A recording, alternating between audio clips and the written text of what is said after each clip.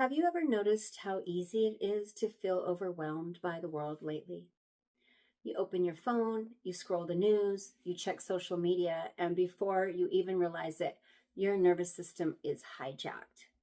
Your body is tense, your mind is racing, your heart feels heavy. It can feel like the world's falling apart and that somehow you're supposed to carry it all. But today I want to offer you a different perspective. One that's not about bypassing reality, not about pretending that nothing's wrong, but about reclaiming your energy, your attention, and your power. Energy as the foundation. Here's something I deeply believe. Everything is energy. Your thoughts are energy, your emotions are energy, your attention is energy. And where your attention goes, that's where your energy flows. So when we spend hours consuming fear-based content, outrage, tragedy, conflict, we're not just witnessing it, we are feeding into it. Not intentionally, not maliciously, but energetically. We're tuning our nervous system, our mind, and our emotional body to the same frequency. It's like turning your internal radio dial to Chaos FM and leaving it on all day long and then wondering why you feel anxious, helpless, or exhausted. There's an illusion of control. Here's the tricky part. We've been conditioned to believe that being informed means being responsible. That if we don't watch, read, and react to everything happening in the world, we're being ignorant or careless or disconnected.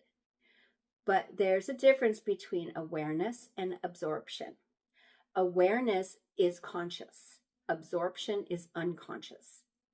Awareness says, I see what's happening and I choose how I respond.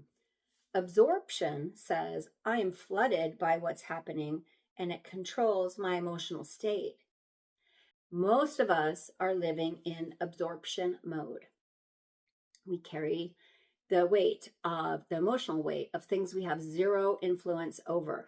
Wars we can't stop, politics we can't control, economies we can't single-handedly fix. And the nervous system doesn't know the difference between watching danger and being in danger. So the body stays in fight or flight all day long. We have a sphere of influence. Here's the question that changed everything for me. What is actually within my sphere of influence? Not the whole world, not the internet, not the collective chaos, but this moment, this body, this breath, this conversation, this choice.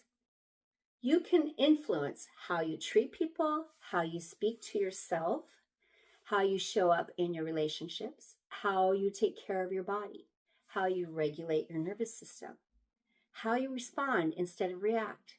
These are things that we can control. That's real power. And when you live from that place, you're no longer leaking energy into the things that drain you. You're generating energy where it actually matters. Being a frequency, not a commentator. Here's the part most people miss. You don't change the world by constantly commenting on it. You change the world by becoming a frequency within it.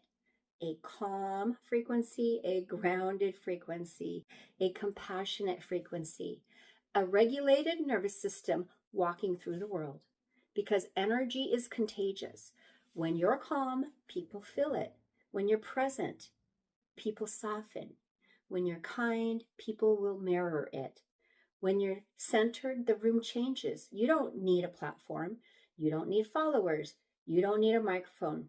You just need to be coherent. Mind, body in alignment. That's influence. That's leadership. That's how real change actually happens. Choosing what you feed.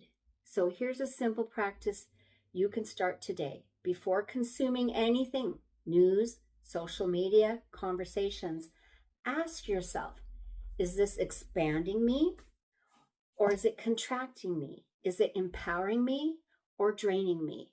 Is this within my control or outside my nervous system's capacity? You don't owe your energy to the algorithm. You don't owe your emotional body to the news cycle. You don't owe your peace to chaos. Your attention is your most valuable currency, so spend it wisely.